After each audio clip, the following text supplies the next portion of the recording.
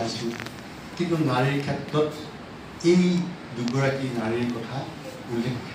কৰিবই লাগিব নকৰিলে অসম্পূৰ্ণ হ'ব বুলি কথাটো কাৰণ মই যেতিয়া ইউনিভাৰ্চিটিত এডমিশ্যন ল'লোঁ তেতিয়া প্ৰিভিয়াছ ইয়েৰত মই আৰু ৰত্ন বাইদেউ এতিয়া ফাইনেল ইয়েৰ নৱাগত আধুনিক সভাত তেতিয়া মই দুগৰাকী নাৰীক দেখিছিলোঁ এগৰাকী হ'ল ৰত্ন বাইদেউ বয়সত মোতকৈ কিন্তু শিক্ষাৰ ক্ষেত্ৰত এবছৰ আগবাঢ়িল তাৰো কাৰণ আছে অসম আন্দোলনৰ সময়ত 1983 চনত মই তেতিয়া এমাহ দিন জেলত আছিলোঁ বৰপেটা জেলত গতিকে তেখেত আগবাঢ়ি গ'ল চাগৈ লগ পাইছিলোঁ দুয়োগৰাকী আহিছে আৰু কবিতা আবৃত্তি কৰিছে স্বপ্না ডেকা এতিয়া দত্ত কবিতা আবৃত্তি কৰিছে ৰত্ন বাইদেউ কৰিছে দুয়োগৰাকী ৰেডিঅ'ৰ এপ্ৰুভ আবৃত্তিকাৰ আৰু তেতিয়াই মোৰ মনত ৰৈ গ'ল এইকাৰণে ৰৈ গ'ল দুয়োগৰাকী বৰ শান্ত সমাহিত আৰু ৰত্ন বাইদেউ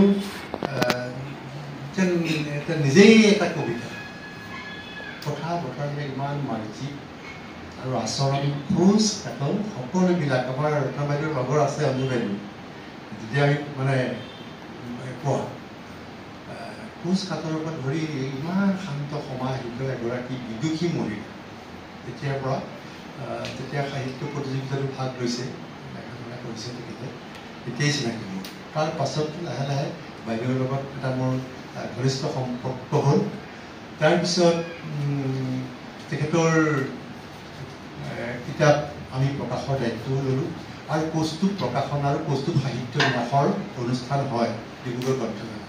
এই গ্ৰন্থমেলা অনুষ্ঠান হ'লে বাইদেৱে আমাৰ প্ৰতিটো অনুষ্ঠানৰ এংকৰ আছিলে আৰু কিবা কাৰণত যদি খবৰ দেৰিকৈ পায় মোক সোধে বীৰেন কি হ'ল মোকতো মতা নাই ইমান আন্তৰিকতা আৰু এবাৰ মই দেখিছোঁ যে মঞ্চৰ চুকত বাইদেউ বহি আছে বাইদেউ বিষণ্ণ বলে না মনটো ক'ৰবাত যেন তেওঁ অলপ বিষণ্ণ হৈ থাকে বিষণ্ণ যিমানে এই কথা বতৰা হাঁহি মাতি কয় ক'ৰবাত এটা বিষণ্ণ ভাৱ তেওঁ অন্তত কঢ়িয়াই কৰে সেইটো মোতকৈ জানিব তেখেতৰ সহোদৰা ভগ্নী আমাৰ স্বপ্না ডেকাই থাকে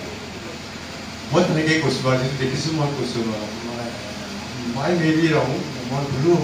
ভুলো হ'ব পাৰে যে হওক এতিয়া তেওঁ মধুৰত সময়খন তেখেতে ৰূপৰ পৰা উপন্যাস ৰূপ দিছে আৰু ডিব্ৰুগড় গ্ৰন্থমেলা নহয় ডিব্ৰুগড় সাহিত্য সভা ইয়াত আছে সেই সাহিত্য সভাত তেখেতে নিজে এখন আমাৰ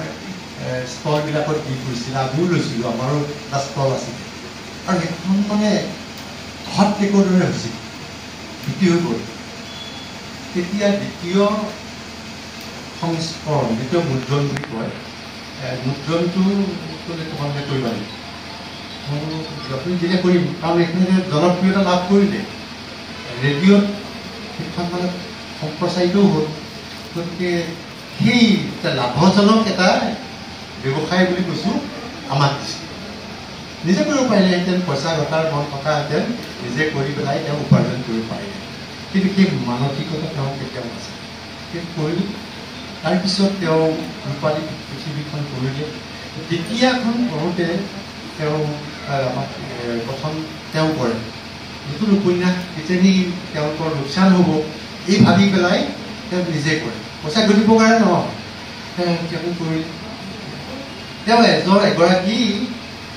বহুতে কয় নাৰীবাদী নহয় গোটেই নহয় তেওঁ এগৰাকী মানৱিকবাদী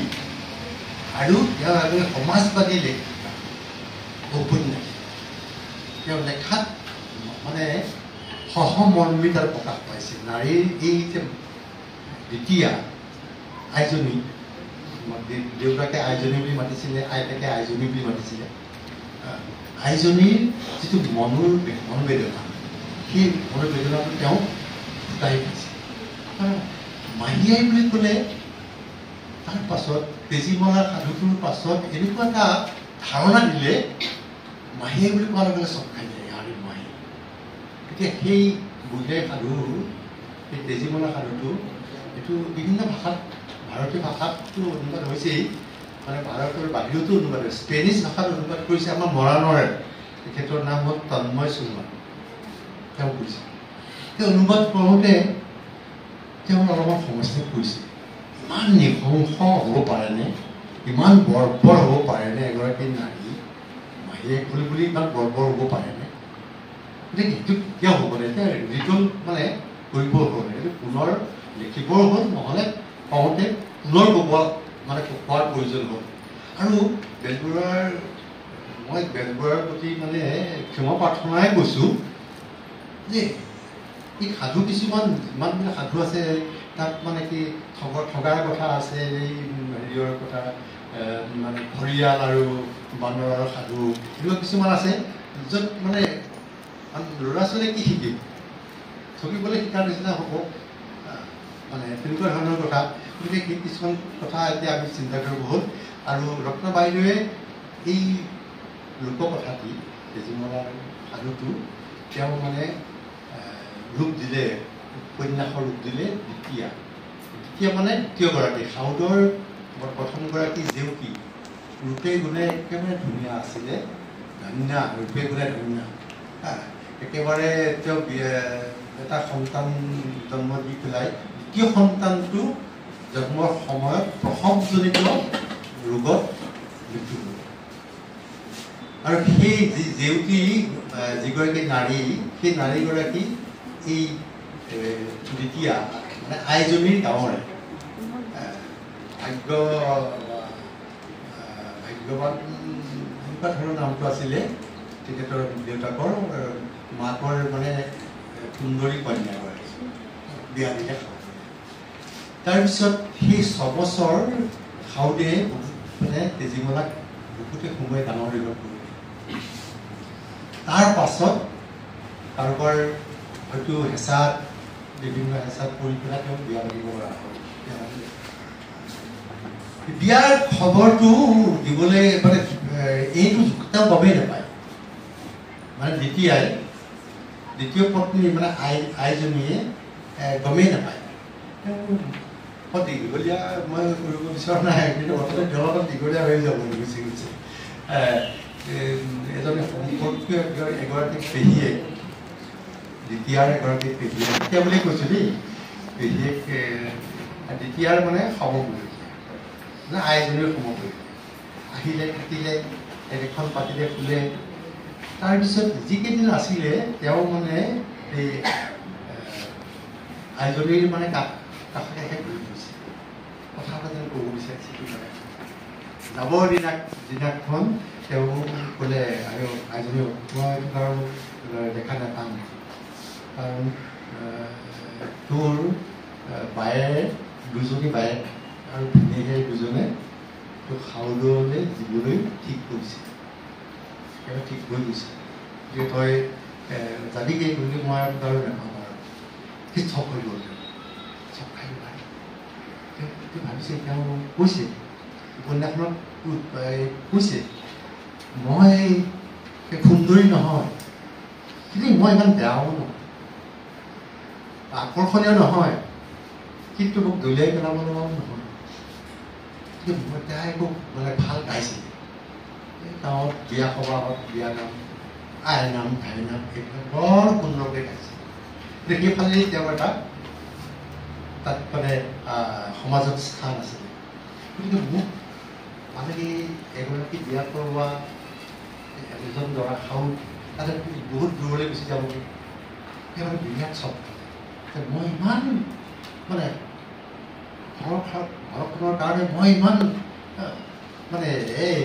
মানে হীন হৈ গ'লোঁ এইটো মানে ভাবি পেলাই তেওঁ ভাবি আছে ভাত খালে মাকে সেইদিনাখন পাৰবংশ আনিছে কৰে অকণমান কিবা অকণমান পিঁয়াজ কেইটামান পিঁয়াজৰ পাত কেইটামান কাটি পেলাই এনেকৈ চাটনি এখন বনাই দিলে এইখিনি বনালে তেওঁ দিলে আলি কাষে কাষে দিলে তাৰপিছত ভাত দিলে তাৰ কথা বতৰা বহি আছে তাৰপিছত দেউতাকো আছে আইতাক আছে ভনীয়েক এজনী আছে ইতিমধ্যে বাইক দুজনী বিয়া দিলে তাই একোবত ভাতি পালি উঠি গুচি গ'ল